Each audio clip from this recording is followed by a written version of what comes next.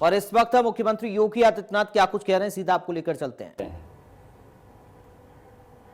हम लोगों ने टेस्ट एंड ट्रीट के लिए अर्ली एंड एग्रेसिव कैंपेन पूरे प्रदेश के अंदर चलाया और उसका परिणाम हम सबके सामने है। अगर हम गौतम बुद्ध नगर जनपद की ही बात करें तो गौतम बुद्ध नगर जनपद में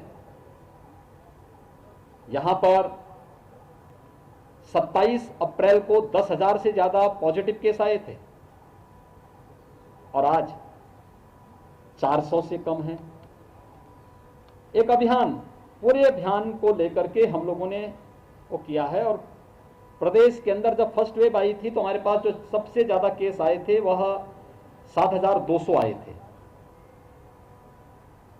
एक्टिव केस प्रदेश के अंदर जो सर्वाधिक हुए थे वह 67,000 तक गए थे।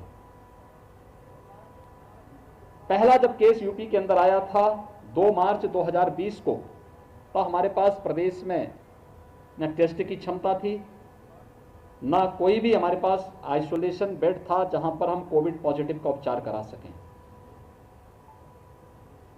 भारत सरकार के सहयोग से राज्य सरकार की मशीनरी ने अपने सभी जनप्रतिनिधियों, प्रशासनिक तंत्र और सभी संगठनों संस्थाओं के सहयोग से आज हम प्रतिदिन 2.5 लाख से लेकर 3 लाख टेस्ट प्रतिदिन प्रदेश के अंदर कर रहे हैं। प्रदेश अब तक 4.5 करोड़ कोरोना के टेस्ट संपन्न कर चुका है। प्रदेश के पास L2, L3 फैसिलिटी के 80,000 बेड्स वर्तमान में मौजूद हैं, जहां पर हम कोरोना पॉजिटिव के उपचार की सुविधा वहां पर उन्हें उपलब्ध करा सकते हैं। केंद्र सरकार 45 से ऊपर हर व्यक्ति को मुफ्त में वैक्सीन उपलब्ध करा रही है।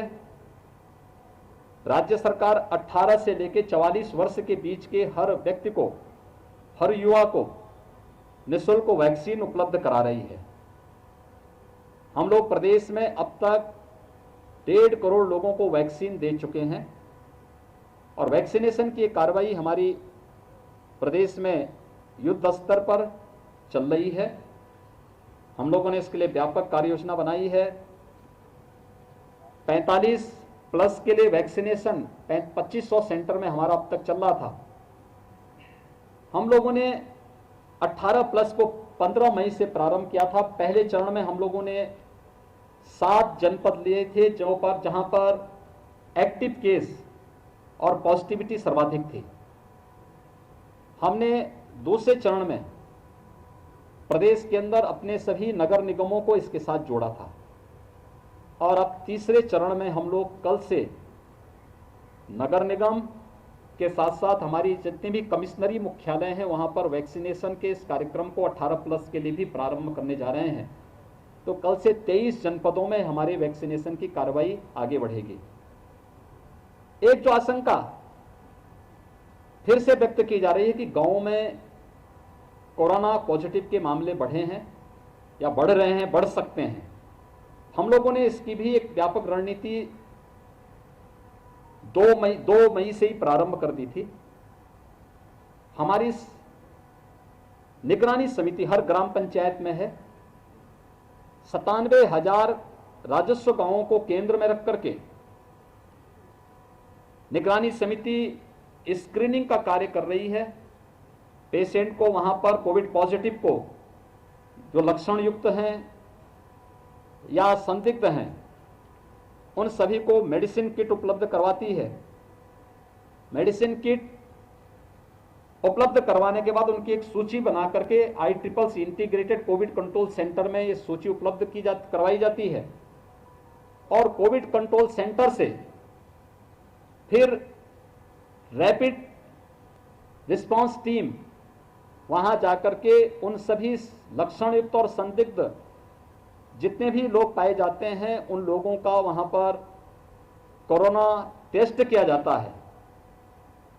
उसी हिसाब से उनकी व्यवस्था की जाती है। अगर उनमें कोविड पॉजिटिव पाया जाता है तो उन्हें होम आइसोलेशन में सेपरेट रूम और टॉयलेट है तो होम आइसोलेशन की व्यवस्था नहीं है तो उन्हें क्वारंटीन सेंटर या हायर सेंटर में रिफर किया जाता है। इसके लिए हम लोगों ने एम्बुलेंसेस की 1500 से अधिक डेडिकेटेड एम्बुलेंस इसके लिए पूरे प्रदेश के अंदर हम लोगों ने तैनात की है। इसके साथ ही हम लोगों के पास 350 हमारे पास एडवांस लाइफ सपोर्ट एम्बुलेंसेस भी हैं जिनका हम उपयोग इन सभी कार्यों के लिए भी इसके साथ कर रहे हैं। प्रदेश के अंदर एक या देश के अंदर या दुनिया के अंदर एक जो नई आशंका व्यक्त की जा रही है कि सेकेंड वेव के बाद एक थर्ड वेव भी आएगी। थर्ड वेव पर भी प्रभावी अंकुश लगाने की दृष्टि अभी से प्रदेश सरकार ने अपनी कार्य योजना बनानी शुरू की है। हर जनपद में प्रशासन से कहा गया है कि महिला और बच्चों के लिए एक हॉस्पिटल डेडिकेटेड अभी से तैयार कर लीजिए। 108, 102 की हमारे पास 2200 एम्बुलेंस हैं जो महिला और बच्चों के लिए डेडिकेट की गई हैं उनकी इमरजेंसी सेवाओं के लिए और उन हॉस्पिटल से टेली कंसल्टेशन उनको उपलब्ध करवाने के लिए। इसके अलावा हर जनपद में यह भी व्यवस्था की गई है कि हम ये सुनिश्चित करें कि थर्ड वेव के बारे में आशंका व्यक्त की जा रही है कि इसका शिकार बच्चे ज़्यादा हो सकते हैं, उनकी चपेट में आ सकते हैं। इसलिए पीडियाट्रिक का आईसीयू हर एक जनपद में, हर एक मेडिकल कॉलेज में बने, इसकी प्रक्रिया को आगे बढ़ा दें क्योंकि उत्तर प्रदेश इंसेफ्लाइटिस के खिलाफ एक लड़ाई लंबे समय से लड़ा है। 2017 से 2020 के बीच में हम लोगों ने इसके मामलों में 95% मृत्यु दर को नियंत्रण करने में सफलता प्राप्त की। इसलिए हम लोगों के पास ईस्टर्न यूपी के उन जनपदों में जो इंसेफ्लाइटिस से सर्वाधिक प्रभावित थे वहां पर पहले से पीकू बने हुए हैं। पीडियाट्रिशियन, फिजिशियन और टेक्नीशियन, पैरामेडिक्स, आशा वर्कर, आंगनबाड़ी, इन सब का वहां पे नियमित ट्रेनिंग भी चलती है। केजीएमयू को भी हम लोगों ने इसके साथ जोड़ा है। हमारे साथ पोस्ट कोविड जो पेशेंट हैं उनकी एक नई चैलेंज ब्लैक फंगस को लेकर के आई है। कल राज्य सरकार ने इस संबंध में एक एडवाइजरी जारी की है और इस संबंध में एक वर्चुअल ट्रेनिंग का कार्यक्रम भी हर एक जनपद में डिस्ट्रिक्ट हॉस्पिटल्स के साथ, सीएमओ के साथ, मेडिकल कॉलेजेस के साथ, उनके जितने भी फिजिशियन और विशेषज्ञ हैं उनके साथ करके एक व्यवस्था सुनिश्चित करने का प्रयास किया है कि ब्लैक फंगस से भी हम लोग, जैसे सेफार अभी तक हमने प्रदेश के अंदर नियंत्रण रखा 1% के आसपास है, ब्लैक फंगस में उपचार में कहीं समस्या ना आने पाए, वहां पर किसी भी अन्य प्रकार की समस्या का समाधान समय से हो सके और व्यापक जागरूकता का भी एक कार्यक्रम चलना चाहिए। ब्लैक फंगस का कारण क्या है? ज़्यादा स्टेरॉइड लेना, अनियंत्रित डायबिटीज होना या फिर टेस्ट कराने से भागना, ये बहुत सारे कारण इन चीज़ों के साथ जुड़ी हुई हैं। तो इन सब के बारे में भी कल एक विस्तृत एडवाइजरी पूरे प्रदेश के अंदर जारी की जा चुकी है और उसका एक ट्रेनिंग का कार्यक्रम कल प्रारंभ हुआ है और उसको हर एक जनपद के साथ जोड़ करके ब्लैक फंगस के उपचार की भी व्यवस्था हर एक जनपद में हो सके, इसके लिए राज्य सरकार पूरी तत्परता के साथ कार्य कर रही है। गौतम बुद्ध नगर जनपद में जो कि दिल्ली से सटा हुआ है, तो स्वाभाविक रूप से किसी भी व्यक्ति को मना नहीं किया जा सकता उपचार के लिए। हर व्यक्ति आएगा, हर एक व्यक्ति को उपचार की सुविधा मिलनी चाहिए।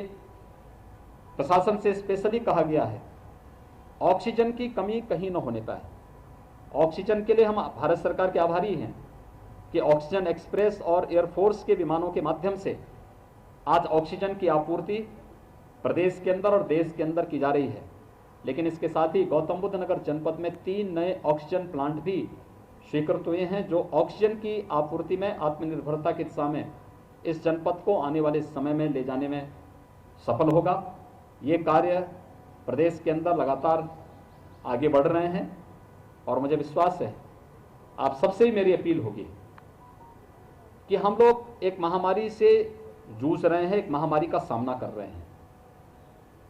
हम कोरोना को एक सामान्य फ्लू न माने, इसलिए जागरूकता और लोगों के मनोबल को बढ़ाए रखने के लिए जितना अधिक हम उनके संबल को बांधने में मदद कर सकें। हाई रिस्क कैटेगरी के लोगों के लिए विगत पहली वेव से ही कहा जा रहा है कि वे संक्रमण से बचें, हर हाल में संक्रमण से बचें। जिसमें 60 साल से ऊपर के लोग, 10 साल से नीचे के बच्चे, गर्भवती महिलाएं, एक से अधिक बीमारियों से ग्रसित कोई भी व्यक्ति हो या कम इम्यूनिटी से जुड़े हुए जो भी लोग हैं, वे सभी लोग घर के बाहर न निकलें, घर में भी मास्क लगाएं। शेष अन्य लोगों को भी अगर घर के बाहर निकलना हो आवश्यक कार्य से तो ही निकलें, और वह भी मास्क लगा करके 2 गज की दूरी का पालन करते हुए अगर वे इन नियमों का पालन करते हैं तो कोरोना के खिलाफ जो एक लड़ाई पूरा देश मिलकर के लड़ रहा है, इसमें बेहतर परिणाम आ सकते हैं। इस जागरूकता के कार्यक्रम के साथ पब्लिक को अवेयरनेस करने के लिए आपका भी जो सहयोग इस संबंध में मिल रहा है, इसके लिए मैं हृदय से आपको धन्यवाद देता हूं और विश्वास करता हूं कि आप सभी लोग आम पब्लिक को भी सकारात्मक भाव के साथ आगे बढ़ा करके टीम भाव के साथ हम इस लड़ाई को जीतने में और प्रत्येक व्यक्ति को सुरक्षित करने में सफल होंगे। बहुत बहुत धन्यवाद जी।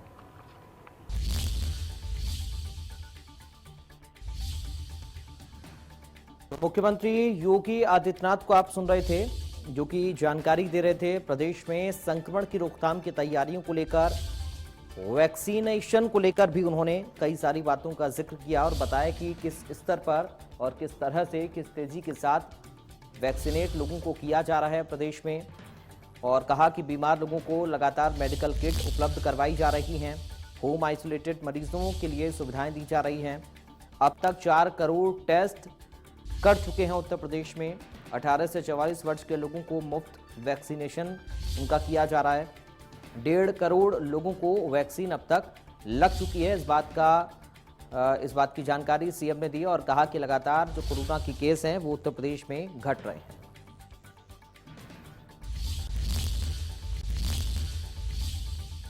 और इस बीच